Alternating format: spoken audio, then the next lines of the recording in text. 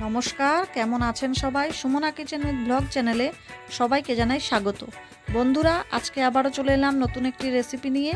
আর আজকের রেসিপিটি হলো আলু দিয়ে ভোলা মাছের পাতলা ঝোল। এই রেসিপিটি বাড়িতে অবশ্যই একবার এইভাবে ট্রাই করবেন। এটা গরম গরম ভাত দিয়ে কিন্তু খেতে অসাধারণ লাগে। প্রথমেই আমি নিয়ে নিয়েছি ভোলা মাছ। ভোলা মাছটাকে ধুয়ে নুন হলুদ দিয়ে মেখে রেখেছি। লাগবে দুটো বড় সাইজের আলু সরু সরু করে কেটে রেখেছি। লাগবে কয়েকটা কাঁচা লঙ্কা চেরা, লাগবে কয়েকটা কাঁচা লঙ্কা আর পাকা লঙ্কা বাটার জন্য, লাগবে আদা বাটা, টমেটো কুচি আর পেঁয়াজ কুচি আর ধনেপাতা কুচি।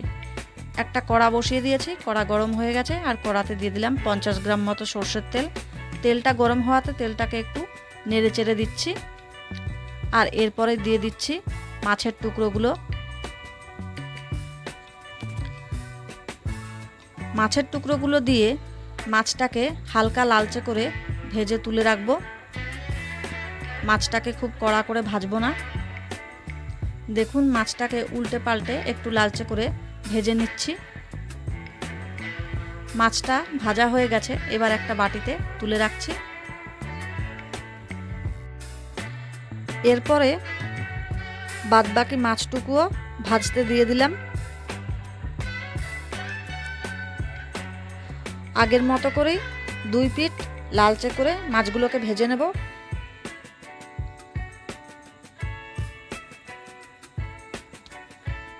মাছগুলো ভাজা হয়ে গেছে, মাছগুলোকে একটা বাটিতে তুলে নিচ্ছি। আর এরপরে ওই তেলে আলুর টুকরোগুলো দিয়ে দিলাম। আলুর টুকরোগুলো দেওয়ার পরে হালকা লালচে করে আলুগুলোকে ভেজে নিতে হবে। আলুগুলো লালচে করে ভাজা হয়ে গেছে, এবার আমি আলুটাকে একটা বাটিতে তুলে রাখছি। আর এরপরে ওই তেলেই অল্প সামান্য গোটা জিরে ফোড়ন দিয়ে দিলাম। ফোড়নটা 2-3 মিনিট নাড়াচাড়া করে এরপরে দিয়ে দিচ্ছি পেঁয়াজ কুচি। আর এরপরে দিয়ে দিলাম টমেটো কুচি।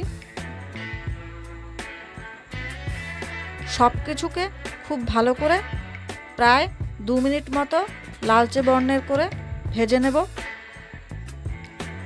আর এরপরে দিয়ে দিচ্ছি আদা বাটাটা।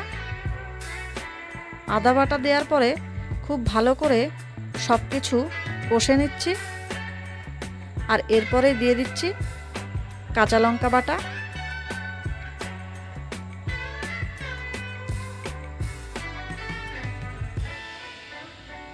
সব কিছু খুব ভালো করে কষানো হয়ে গেলে এরপরে দিয়ে দিচ্ছি পরিমাণ মতো হলুদ গুঁড়ো আর অল্প সামান্য কাশ্মীরি লঙ্কার গুঁড়ো, 1/2 চামচ মতো জিরের গুঁড়ো।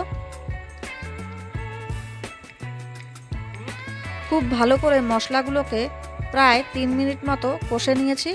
আর এরপরে একটু উষ্ণ গরম জল দিয়ে আর একটু ভালো করে কষে নিচ্ছি, যাতে মশলার গন্ধটা না থাকে সেই জন্য।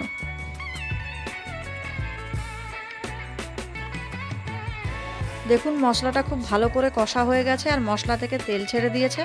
আর এরপরে দিয়ে দিচ্ছি ভাজা আলুটা। ভাজা আলুটা দেওয়ার পরে মশলার সাথে খুব ভালো করে মিশিয়ে নিচ্ছি।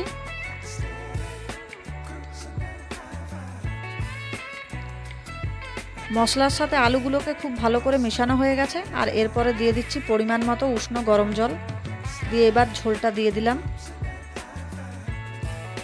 আর এরপরে দিয়ে দিচ্ছি স্বাদ অনুযায়ী নুন। নুনটা দেওয়ার পরে একটু নেড়ে চেড়ে দিয়েছিলাম। দেখুন ফুটতে শুরু করেছে, এবার ঢাকা দিয়ে দিচ্ছি। এরকম ঢাকা অবস্থায় প্রায় 5 মিনিট মতো ফুটিয়ে নিয়েছি। দেখুন ঢাকা খুলে দিয়েছি আর ঝোলটা অনেকটা গাঢ় হয়ে এসছে।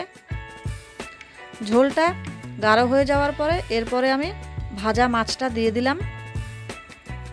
আর ভাজা মাছটা দেওয়ার পরে একটু নেড়ে চেড়ে দিচ্ছি।